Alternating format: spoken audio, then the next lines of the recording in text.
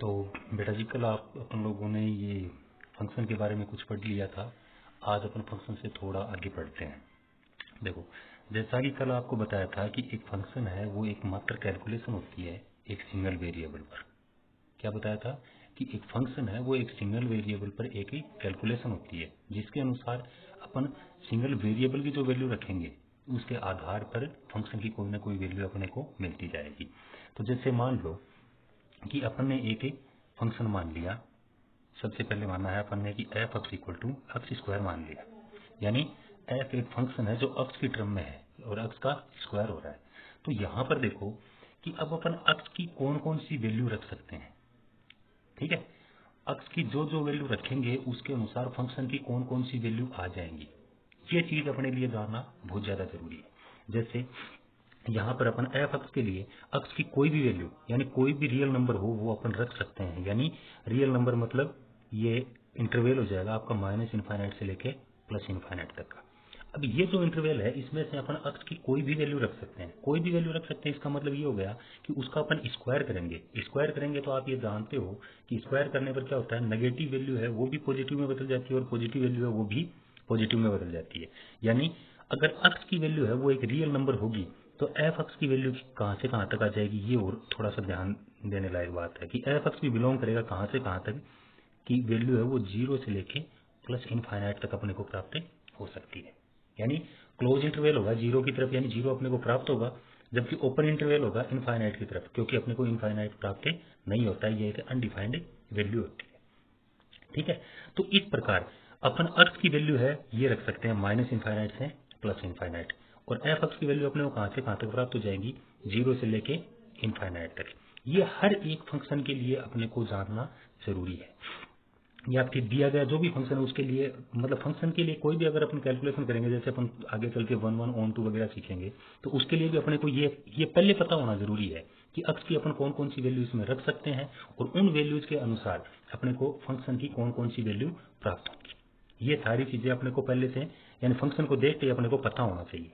तो देखो अब अपने को मतलब ये जो वैल्यू है कि जैसे एक्स की वैल्यू अपन माइनस इनफाइनाइट से प्लस इनफाइनाइट जीरो से इनफाइनाइट तक एफ एक्स की वैल्यू प्राप्त होगी।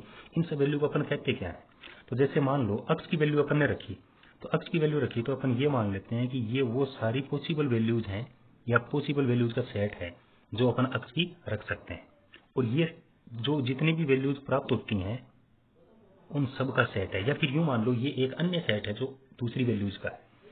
यहां से बिलोंग करेगा कौन, यानी इसमें बिलोंग करेगा एफ एक्स, यानी अपन यूं कह सकते हैं यहाँ पर जो भी वैल्यू आएंगी वो एफ एक्स की आ सकती है। ठीक है, जबकि यहाँ पर कंफर्म है कि ये जो वैल्यू होंगी वो सिर्फ और सिर्फ एक्स की ही वैल्यू होंगी। ठीक है, तो एक्स की जो वैल्यू अपन फंक्शन में रख सकते हैं या फिर एक्स की वो डिफाइंड वैल्यू जिनके लिए फंक्शन डिफाइंड वैल्यू देता हो वो आपका कहलाता है डोमेन। क्या कहलाएगा, डोमेन कहलाएगा। जबकि एफ एक्स में यानी एफ एक्स जो है यानी एक सेट है अपने पास जिसमें एफ एक्स की वैल्यू प्राप्त हो रही है, इसको अपन कहेंगे कोडोमेन। ठीक है, अब जैसे अपन यहाँ पर यूं मान लिया कि जैसे ये भी सेट है वो आर है, आर है मतलब सेट ऑफ रियल नंबर है, और ये भी क्या है, सेट ऑफ रियल नंबर है। अब इसी फंक्शन की अगर बात करें तो ये आपका डोमेन हो गया, यानी एक्स की वैल्यू अपन डोमेन आर में से रखेंगे सेट ऑफ रियल नंबर में से। तो इनकी सभी वैल्यू के लिए यहां से यहां तक अपने को एक रिलेशन मिलेगा, यानी डोमेन से को डोमेन में अपने को एक रिलेशन मिलेगा। इस रिलेशन में अपन देखो क्या करते हैं कि यहाँ पर सभी वैल्यू के लिए एक्स की जो भी वैल्यू है उन सभी वैल्यू के लिए एफ एक्स आपका डिफाइन होगा। ठीक है, लेकिन यहाँ पर जो वैल्यू अपने को प्राप्त होंगी वो सिर्फ और सिर्फ जीरो से कम भी प्राप्त नहीं होंगी और इनफाइनाइट से ज्यादा भी प्राप्त नहीं होंगी, यानी ये एक इंटरवल बन जाएगा अपना जीरो से लेके आर तक का। तो ये जो एफ एक्स की एग्जैक्ट वैल्यू अपने को प्राप्त होती है इनको अपन कहते हैं रेंज। किसी एक फंक्शन के लिए रेंज, तो किसी एक फंक्शन के लिए रेंज क्या होगी, या फिर तीनों ही देख लो एक बार। डोमेन क्या होगा, डोमेन होगा set of the values for which function produces A defined value, वो तो डोमेन हो जाएगा। कोडोमेन, कोडोमेन के लिए अपन यूं कह सकते हैं कि set of the value from which A functions value is belong. ठीक है, रेंज वो हो जाएगी जिसमें जिसके लिए अपन यूं कह सकते हैं कि सेट और interval of the values that are obtained by a function, that can be obtained by a function, तो वो हो जाएगी आपकी रेंज। ठीक है, तो सबसे पहले तो अपने को ये सारी चीजें जाननी जरूरी है कि एक फंक्शन के लिए डोमेन, कोडोमेन और एक रेंज क्या होती है। तो डोमेन क्या हो जाएगा, उन वैल्यूज का सेट हो जाएगा जिनके लिए फंक्शन एक डिफाइंड वैल्यू प्रोड्यूस करेगा। कोडोमेन फंक्शन की जो वैल्यू जिस सेट से बिलोंग करेंगी वो कोडोमेन, और रेंज फंक्शन की जो एक्चुअल वैल्यूज अपने को प्राप्त होंगी उनका सेट हो जाएगा आपका रेंज। ठीक है। अब इस रेंज के बाद में कोडोमेन, डोमेन और रेंज के बाद में अपन देखते हैं कि जो पहले अपन ने कल फंक्शंस के टाइप पढ़े थे उनमें कौन सा और कैसे कैसे प्राप्त अपने को होता है। जैसे अपन बात करें मॉड्यूल्स फंक्शन की, मॉड्यूल्स फंक्शन था अपना F x equal to mod of X. तो मोड ऑफ एक्स के लिए आपको पता है कि ये नेगेटिव वैल्यू को पॉजिटिव में बदलेगा और पॉजिटिव को भी पॉजिटिव में ही बदलेगा। तो पॉजिटिव को पॉजिटिव में बदलेगा, जैसे ये आर के लिए डिफाइन करें अपन, तो आर के लिए क्या हो जाएगा कि जैसे ये आपका डोमेन है आर, जिसमें माइनस इनफाइनाइट से डैश डैश करके 0 और फिर प्लस का इनफाइनाइट, फिर ये दूसरा सेट हो गया आपका, इसको भी अपन आर मान लेते हैं। तो यहाँ पर नेगेटिव वैल्यू की जो इमेज है वो भी आपकी क्या बनेगी, 0 से लेके इनफाइनाइट तक की वैल्यू बनेगी, और पॉजिटिव वैल्यू की इमेज भी क्या बनेगी, 0 से लेके इनफाइनाइट तक की। यानी यहाँ से अपन यूं कह सकते हैं कि डोमेन की कम से कम 2 वैल्यूज हैं, उनके लिए एक जैसी इमेज प्राप्त होगी। लेकिन अगर मान लो कि डोमेन में सिर्फ और सिर्फ एक ही टाइप की वैल्यू हुई, जैसे यहां पर अपन यूं मान लेते हैं कि इसके लिए डोमेन है वो तो है आपका जेड या जेड प्लस मान लिया, और जेड प्लस के बाद में ये आपका मान लो जेड डिफाइन है। जेड जानते हो ना, सेट ऑफ इंटीजर्स। तो जेड प्लस में तो क्या होगा, 0 से लेके प्लस इनफाइनाइट तक के इंटीजर्स होंगे, जबकि जेड में माइनस इनफाइनाइट से डैश डैश करके 0 और 0 से प्लस इनफाइनाइट। ठीक है। अब यहां से जो वैल्यू अपन रखेंगे तो 0 की इमेज तो 0 बन जाएगी, 1 की इमेज 1 बन जाएगी, 2 की इमेज 2 बन जाएगी, 3 की इमेज 3 बन जाएगी। तो यहां पर देखो इसके डोमेन में सिर्फ और सिर्फ एक ही टाइप की वैल्यू है, तो मॉड्यूल्स फंक्शन है उसके लिए ये वापस क्या हो गया, यहाँ की एक वैल्यू के लिए यहाँ पर एक इमेज बन रही है, जबकि यहाँ पर नेगेटिव और पॉजिटिव दोनों वैल्यू थी, इसलिए 2 वैल्यूज की एक जैसी इमेज बन रही है। अगली बात समझ में। इसी प्रकार देखो कि और जो फंक्शन है, मतलब जैसे आपका ग्रेटेस्ट इंटीजर फंक्शन है, मान लो ग्रेटेस्ट इंटीजर फंक्शन अपन यूं लिखते हैं F x equal to square bracket of X. अब स्क्वायर ब्रैकेट ऑफ एक्स के लिए आप जानते हो कि ये मतलब करता क्या है कि पॉइंट जो भी अपन एक्स की वैल्यू अप्लाई करेंगे उसके लिए पॉइंट और पॉइंट से आगे की वैल्यू को ये हटा देगा, यानी दी गई वैल्यू को ये एक इंटीजर में कन्वर्ट कर देगा। जैसे आपने रखा कि एफ में 1.1 रखा, तो 1.1 रखने पर square bracket of 1.1 equal to value इसकी 1 हो जाएगी। ठीक है। लेकिन जब इसके डोमेन और को डोमेन में बात करें अपन, तो जैसे मान लो इसका डोमेन है वो अपन आर मान लेते हैं, आर मान लेंगे तो ये डोमेन हो गया आपका आर, ये को डोमेन हो गया आपका आर। अब इसमें 0 और 1 के बीच में, यानी रियल नंबर में 0 और 1 के बीच में बहुत सारी यानी इनफाइनाइट वैल्यूज होती है, उन सब की इमेज क्या बनेगी, 0 से 1 के बीच की जो वैल्यू होंगी उन सब की इमेज बनेगी 1। ठीक है। इसी प्रकार अगर अपन 1 से 2 के बीच में देखें, यानी 2 से छोटी वैल्यू और 1 से बड़ी वैल्यू, तो उन सब की इमेज 0 से 1 के बीच में इमेज बनेगी 0 और 1 से 2 के बीच में इमेज बनेगी 1। आगे बात समझ में। तो इस प्रकार ये क्या करता है कि डोमेन और को डोमेन, यानी पॉइंट वाली वैल्यू अगर इसके डोमेन में है तब मोर देन 2 और मोर देन 2 वैल्यूज की इमेज एक जैसी आएगी। अगर यहाँ पर इसके डोमेन में सिर्फ और सिर्फ इंटीजर्स हुए तो हमेशा ये क्या करेगा, 1 to 1 इमेज बनाएगा, जैसे अपन ने यहाँ पर बनाई थी। ठीक है। चलो अब इसके बाद में देखो, जैसे आपका ये इससे आगे फोर्थ टाइप अपन लेके चलते हैं, कौन से का, साइन फंक्शन का। तो साइन फंक्शन आपको यूं बताया था कि एफ एक्स इक्वल टू -1 जब एक्स की वैल्यू लेस देन 0 होगी। चलो यहाँ पर छोड़ो, दिखाई नहीं दे रहा है, यहाँ पर बना देता हूँ कि एफ एक्स इक्वल टू -1 होगा जब एक्स की वैल्यू लेस देन 0 होगी, 0 होगी जब एक्स इक्वल टू 0 होगा, और 1 होगा जब एक्स ग्रेटर देन 1 होगा। तो यहाँ पर इसके डोमेन और को डोमेन की अगर अपन बात करें, तो जैसे मान लो सेट ऑफ रियल नंबर लेके चले अपन, तो ये रियल नंबर हो गया। ठीक है। अब इसमें माइनस इनफाइनाइट से डैश डैश करके 0 से प्लस का इनफाइनाइट। अब यहाँ पर भी क्या होगा, अगर आर टू आर डिफाइन करेंगे तो यहाँ पर भी माइनस इनफाइनाइट से डैश डैश करके 0 और यहाँ पर डैश डैश करके प्लस का इनफाइनाइट। तो इन वैल्यूज के लिए अगर अपन देखेंगे तो यहाँ पर देखो -1 जो इमेज है वो यहाँ की सभी नेगेटिव वैल्यूज की इमेज बन जाएगी, यानी 0 से छोटी, और 0 इमेज बनेगी सिर्फ 0 की, जबकि प्लस का 1 है वो इमेज बनेगी सारी उन सभी वैल्यूज की जो 0 से बड़ी है। तो यहाँ पर ये भी क्या है, डोमेन से को डोमेन में किस प्रकार रिलेटेड है, मोर देन 1 वैल्यूज के लिए। ठीक है। तो ये चीजें अपने को थोड़ी सी जाननी जरूरी है। अब इसके बाद में अपने को ध्यान ये रखना है कि एक फंक्शन के लिए, यानी 1 1 और 1 2 वगैरह सीखने के लिए फिलहाल अपन थोड़ा सा प्रिपेयर ही कर रहे हैं खुद को। तो देखो थोड़ी सी दो तीन बातों का और ध्यान रखना है कि जैसे मान लो एक फंक्शन आपको यूं दे दिया कि F x equal to X plus one upon में एक्स माइनस वन। ठीक है, अब ये यहाँ पर हर एक फंक्शन के जो भी फंक्शन आपको दिया जाता है उसके लिए आपको ये भी जानना जरूरी है कि दिया गया फंक्शन कौन सी वैल्यू के लिए अनडिफाइंड प्राप्त होता है। अनडिफाइंड प्राप्त होता है मतलब यहाँ पर ऊपर वाली वैल्यू देखो, एक्स की कोई भी वैल्यू रखो, ये जो न्यूमेरेटर है, न्यूमेरेटर के अनुसार एक्स की हर एक वैल्यू के लिए ये डिफाइंड वैल्यू आएगी। जबकि अपॉन वाली वैल्यू में यानी डिनोमिनेटर में यदि अपन एक्स इक्वल टू वन रख देते हैं तो ये वैल्यू जीरो हो जाती है, और जीरो होने पर कोई भी वैल्यू जैसे कांस्टेंट ऊपर सी आ गया अपॉन में जीरो, तो सी बाई जीरो है वो तो क्या हो जाएगा, इनफाइनाइट हो जाएगा। इनफाइनाइट हो जाएगा मतलब उस वैल्यू के लिए ये अनडिफाइंड हो जाएगा। तो पहली बात तो ये कि दिए गए फंक्शन के डोमेन में ऐसी कोई वैल्यू नहीं होनी चाहिए जिसके लिए फंक्शन अनडिफाइंड होता हो। यानी ध्यान अपने को ये रखना है कि एक फंक्शन की न्यूमेरेटर पार्ट अगर आपको दिया गया है तो वो एक्स की जिस वैल्यू के लिए अनडिफाइंड प्राप्त होता है वो उसके डोमेन में नहीं होना चाहिए। दूसरी बात, एक तो न्यूमेरेटर पार्ट का ध्यान, डिनोमिनेटर पार्ट का ध्यान रखना है, दूसरा पार्ट ध्यान रखना है अपने को रूट के, यानी एफ एक्स इक्वल टू जैसे मान लो आपको यूं कह दिया रूट एक्स स्क्वायर प्लस 9। अब यहाँ पर आप एक्स की नेगेटिव पॉजिटिव कोई भी वैल्यू रखो तो एक्स स्क्वायर करने पर वो हमेशा पॉजिटिव में बदल जाएगी, और प्लस 9 करेंगे तो भी वो किस में आ जाएगी, पॉजिटिव हो जाएगी। और रूट है वो हमेशा पॉजिटिव वैल्यूज के लिए ही डिफाइन होता है, ये अनडिफाइंड किसके लिए होता है, नेगेटिव वैल्यूज के लिए। ठीक है, तो अगर किसी वैल्यू के लिए ये नेगेटिव प्राप्त अपने को होता है तो फिर ये अनडिफाइंड हो जाएगा उसके लिए। जैसे मान लो यहीं पर अपन एक एग्जाम्पल यूं ले लेते हैं कि F x equal to root X square minus 9 ले लिया। अब एक्स स्क्वायर माइनस 9 है, इसमें अगर अपन एक्स की वैल्यू लेस देन 3 यानी लेस देन पॉजिटिव 3 और ग्रेटर देन माइनस 3 रखेंगे तो उसके लिए ये वैल्यू हमेशा लेस देन 0 आएगी कि नहीं आएगी।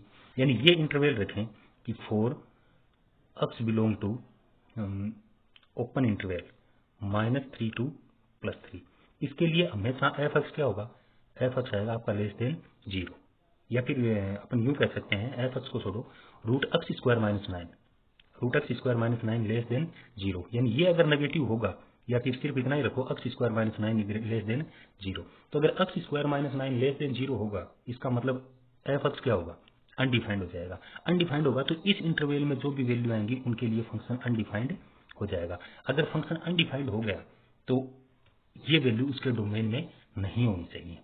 और जैसे यहाँ पर अपने -3 से +3 तक फंक्शन है वो अनडिफाइंड आया अपना, और उसके बावजूद भी डोमेन में ये वैल्यू है तो फिर अपन इस पर किसी टाइप की कैलकुलेशन वगैरह लागू नहीं कर सकते। ठीक है, अब इसके बाद में देखो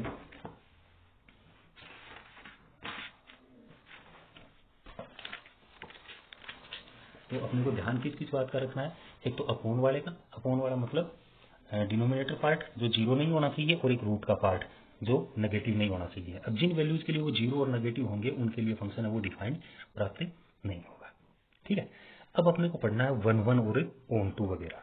तो जैसे सबसे पहले अपन जो इम्पोर्टेंट पार्ट है यानी जो आपका एग्जाम में है वो जो 3 नंबर का या 3 मार्क्स वेटेज का क्वेश्चन भी आता है। तो देखो सबसे पहला पार्ट है आपका 1 1। तो 1 1 का मतलब क्या होता है, देखो 1 1 का मतलब होता है कि एक फंक्शन जो डोमेन से को डोमेन में डोमेन की हर एक वैल्यू की अगर यूनिक इमेज बनाता है तब तो वो 1 1 है, और अगर यूनिक इमेज नहीं बना पाता है इसका मतलब वो 1 1 नहीं है। ठीक है, तब उसको अपन अलग टाइप कहेंगे। जैसे अपन एक एग्जाम्पल लेके चलते हैं कि एक फंक्शन लेके चले अपन f x equal to x square रखा आपने। ठीक है, अब f x equal to x square रखा तो इसके लिए अपने पास डोमेन और को डोमेन भी होने चाहिए। जैसे अपन ने रख दिया कि एफ है वो एन टू जेड डिफाइन है आपका, एन टू जेड डिफाइन है तो एन का मतलब set of natural number, Z का मतलब सेट ऑफ इंटीजर्स। अगर एन है वो नेचुरल नंबर है तो इसका मतलब अपन एक्स की जगह सिर्फ और सिर्फ नेचुरल नंबर रख सकते हैं। अब अपन ये जानते हैं कि कोई भी दो नेचुरल नंबर है वो ऐसे नहीं होते जिनका स्क्वायर है वो इक्वल आता हो। ठीक है, यानी अपन यूं कह सकते हैं कि अगर ये डोमेन अपन एन मान के चलें और ये को डोमेन अपन जेड मान के चलें तो एन में जैसे वैल्यू 1 है तो 1 का स्क्वायर करने पर वैल्यू 1 आएगी, 2 रखेंगे तो 2 का स्क्वायर करने पर वैल्यू 4 आएगी, 3 रखेंगे तो 3 का स्क्वायर करने पर वैल्यू 9 आएगी, और इसी प्रकार ये वैल्यू आगे चलती जाएगी। ठीक है। जबकि इसी फंक्शन को अगर अपन यूं डिफाइन कर दें कि एफ है वो आर टू आर डिफाइन है आपका, आर टू आर है मतलब रियल नंबर से रियल नंबर में, डोमेन भी रियल नंबर है और को डोमेन भी क्या है, रियल नंबर है। तो अगर डोमेन रियल नंबर है यानी यहाँ पर माइनस इनफाइनाइट से डैश डैश करके जीरो और फिर डैश डैश करके प्लस इनफाइनाइट, और यहाँ पर भी आर टू आर है मतलब माइनस इनफाइनाइट से डैश डैश करके जीरो और डैश डैश करके प्लस का इनफाइनाइट। तो यहाँ से यहाँ तक अगर अक्स स्क्वायर के अनुसार अपन डिफाइन करें तो यहाँ पर नेगेटिव वैल्यू का स्क्वायर करने पर भी पॉजिटिव वैल्यू आएगी और पॉजिटिव का स्क्वायर करने पर भी पॉजिटिव आएगी। यानी इसके अनुसार अपन यूँ कह सकते हैं कि अगर आर टू आर डिफाइन है तो F minus one equal to F plus one आएगा कि नहीं आएगा। इसी प्रकार अगर अपन एफ माइनस टू रख दें तो एफ प्लस टू के इक्वल आ जाएगा। तो इस प्रकार ये जो फंक्शन है ये आपका वन वन नहीं होता है, जबकि यहाँ पर यही कंडीशन लागू हो रही थी एन टू जेड के लिए, जो फंक्शन क्या हो रहा था, वन वन हो रहा था। तो इस प्रकार एक फंक्शन के वन वन होने के लिए कंडीशन क्या होती है कि डोमेन से को डोमेन में अगर डोमेन की वैल्यूज की को डोमेन में यूनिक इमेज बनती है तब तो फंक्शन वन वन है, और अगर ऐसा नहीं है तो फिर वो फंक्शन वन वन नहीं है, यानी नहीं होगा तो फिर अपन उसको कहेंगे मैनी टू वन। तो ये तो आपका टाइप है वन वन का, और ये वाला टाइप है आपका मैनी वन का, मैनी टू वन का। ठीक है, यानी एक से ज्यादा वैल्यू की एक जैसी इमेज हो। सॉरी बच्चों, बीच में पावर कंजप्शन की वजह से थोड़ा स्टॉप हो गया। चलो, तो अपन वन वन और मैनी टू वन पढ़ रहे थे। अब वन वन और मैनी टू वन के बाद में आपका आता है ओन टू और इन टू। तो देखो ओन टू क्या होता है, अपन पढ़ते हैं ओन टू। ओन टू का मतलब ये होता है कि जैसे वन वन के लिए क्या था कि डोमेन से को डोमेन में यूनिक इमेज बननी चाहिए थी, तो वैसे ही ओन टू में क्या होना चाहिए कि जैसे यहाँ से ये अपने पास कोई फंक्शन है एफ एक्स जिसके लिए डोमेन है आपका ए और को डोमेन है आपका बी। ठीक है, अब अगर ए की वैल्यू अपन किसी फंक्शन में रखते जाएं और उसके अनुसार अगर अपने को बी की सारी वैल्यू यानी बी जो सेट है उसमें जितनी भी वैल्यू है वो सारी की सारी वैल्यू ए की किसी न किसी वैल्यू की इमेज बनती हो। ठीक है, तो इस प्रकार अगर कोई शर्त लागू होती है तो वो फंक्शन आपका ओन टू कहलाता है, यानी यहाँ पर कोई भी ऐसी वैल्यू बाकी नहीं रहनी चाहिए जिसके लिए ये डोमेन प्राप्त नहीं होता हो। जैसे मान लो यूं वैल्यूज बनी रही है, या फिर अपन ने मान लिया कि ये कोई फंक्शन है आपके पास यूं एफ एक्स इक्वल टू यही जैसे एक्स स्क्वायर लिया था यही ले लेते हैं अपन एक्स स्क्वायर। ठीक है, अब एक्स स्क्वायर ले लिया, इसमें ए इक्वल टू वैल्यू है आपके पास 1 2 3 एंड 4, जबकि बी इक्वल टू आपके पास वैल्यू है 1 4 9 16 और 25। ठीक है, अब अगर अपन एक्स की वैल्यू इस फंक्शन में 1 2 3 4 रखते जाएंगे तो उसके अनुसार 1 रखने पर ये वैल्यू 1 आ जाएगी, 2 रखने पर 4 आ जाएगी, 3 रखने पर 9 आ जाएगी, 4 रखने पर 16 आ जाएगी। यानी इस प्रकार ये 1 से 1 जुड़ गया, 2 से 4 जुड़ गया, 3 से 9, 4 से 16, लेकिन 25 तो बाकी रह गया। यानी बी में वैल्यू 25 है वो ए की किसी भी वैल्यू की इमेज नहीं है। तो ऐसी स्थिति में जो फंक्शन है वो आपका ऑन टू ना कह के इनटू कहलाता है। जबकि अगर यहीं पर मान लो एक दूसरा फंक्शन अपन यूं डिफाइन करें कि जिसमें ए इक्वल टू वैल्यू है आपके पास -1 -2 -3 0 1 2 और 3। ठीक है, और बी इक्वल टू अपन ने एक वैल्यू मान ली 0 1 2 और 3। अब अपन फंक्शन डिफाइन करें कि F x equal to mod of X है। मोड ऑफ एक्स है मतलब मोड में अगर वैल्यू रखेंगे तो -1 की इमेज भी 1, +1 की इमेज भी 1, -2 की इमेज भी 2 और +2 की इमेज भी 2, 0 की इमेज 0 हो ही जाएगी, -3 और +3 दोनों की इमेज 3 हो जाएगी मोड के फंक्शन के अनुसार। यानी इस प्रकार अपन यहाँ पर यूं कह सकते हैं कि ये वैल्यू है आपके पास -3 -2 -1 0 1 2 और 3। इसी प्रकार ये डोमेन है जिसमें 0 1 2 और 3। तो अब 0 की इमेज है वो तो 0 बन जाएगी, -1 की और +1 दोनों की इमेज ये बन जाएगी, -2 और +2 की इमेज 2 बन जाएगी, -3 और 3 की इमेज 3 बन जाएगी। तो इस प्रकार यहाँ पर देखो कि इस कोड डोमेन में कोई भी ऐसी वैल्यू नहीं बची है जो यहाँ की किसी न किसी वैल्यू की इमेज ना हो। तो ऐसी स्थिति अगर किसी फंक्शन में बनती है तो उसको अपन ऑन टू कहते हैं। क्या कहेंगे? ऑन टू, जबकि ये क्या हो जाएगा? इनटू। ठीक है, तो इस प्रकार ये थोड़ी सी मतलब इसमें पावर कंजप्शन की वजह से दिक्कत आ गई, इसलिए आप थोड़ा ही बना रहे हैं। और कल भी जैसे आप लोगों को कहा था कि अगर कोई सवाल में किसी में दिक्कत हो, वैसे मेरा तो मानना ये है कि पहले कंसेप्ट एक्सप्लेन कर देता हूँ और उसके बाद में मैं आप लोगों को ये क्वेश्चन है उनको उनके कंटिन्यू सॉल्यूशन दे दूंगा। जबकि अगर फिर भी आप अगर पूछना चाहो तो कल भी आपको बताया था, किसी का मैसेज तो मेरे पास आया नहीं, लेकिन आज फिर मैं आपको बता रहा हूँ कि 7727952336 ये व्हाट्सएप नंबर है। तो इस पर आप मुझे मैसेज करके बता सकते हो कि हमें इस ट्यूशन का सॉल्यूशन चाहिए। ठीक है, बेस्ट ऑफ लक, पढ़ाई करते रहना बस।